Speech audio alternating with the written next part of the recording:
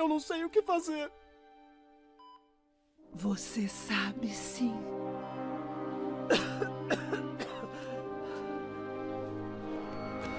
Por que decidimos fazer o que é certo ou errado? Será que é algo que aprendemos ou é algo que já nasce com a gente? Hoje vamos explorar como a psicologia, a filosofia, as emoções e a cultura ajudam a responder essa pergunta. Desde os primeiros filósofos, como Sócrates, até os psicólogos modernos, como James Piaget e Laura C. Colbert, essa pergunta tem fascinado mentes curiosas. O que consideramos certo ou errado nem sempre é universal. Por exemplo, você já se perguntou por que algumas culturas veem o ato de ajudar uma pessoa estranha como algo essencial, enquanto outras valorizam mais o dever de cuidar de si mesmo, da própria família. Antes de mergulharmos nos detalhes, pense em uma situação que você teve que escolher entre o que era certo e errado. O que influenciou nessa sua escolha? Agora vamos explorar. Na psicologia, pesquisa mostra que nossa noção da moralidade começa cedo. O psicólogo Lawrence Colbert propôs uma teoria com estágios de desenvolvimento moral. No primeiro estágio, uma criança pode evitar fazer algo errado apenas por medo de ser punida. Mais tarde, ela começa a entender os conceitos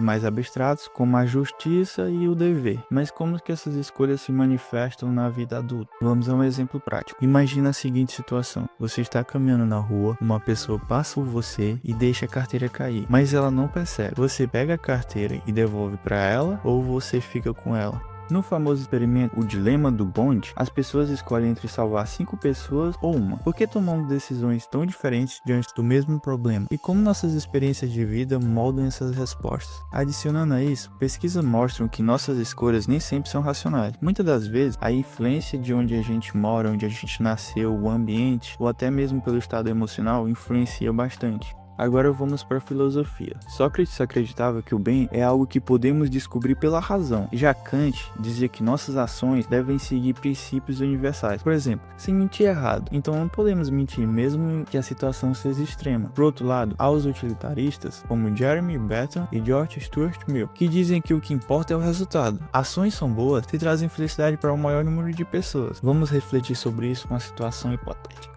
Você está em um hospital que tem 5 pessoas que precisam de transplante de órgão para sobreviver. E lá existe uma pessoa saudável que pode salvar todas elas. O que você faria? Essa reflexão filosófica desafia nossas ideias sobre o que é certo ou errado e nos força a pensar em questões de valores pessoais e também sociais. Mas nem tudo vem de teorias filosóficas ou desenvolvimento infantil. Nossa moralidade também é moldada pela cultura. Em sociedades coletivas como o Japão, o que é certo geralmente está ligado ao bem-estar do grupo. Já em sociedades mais individualistas, como os Estados Unidos, a moralidade está mais relacionada à liberdade pessoal. E aqui entra um ponto interessante, o choque cultural. Imagina um viajante que enfrenta um dilema ético em outro país, como oferecer uma gorjeta ou um pagamento extra para agilizar algum processo. Essa prática pode ser normal em algumas culturas, mas em outras é considerada antiético ou ilegal. Então o que ele deve fazer? As emoções também têm um papel muito importante. Sentimentos como empatia, a culpa, a vergonha, nos ajudam a tomar decisões rápidas como o que é certo ou errado. O neurocientista Antonio Damasio argumenta que nossas escolhas morais muitas das vezes não são intuitivas, baseadas em experiências passadas e emoções muito antes de envolver a lógica. Um experimento interessante mostrou que ao sentir cheiro de comida estragada, as pessoas tendem a julgar comportamentos errados de forma mais severa. Isso revela como nossos estados emocionais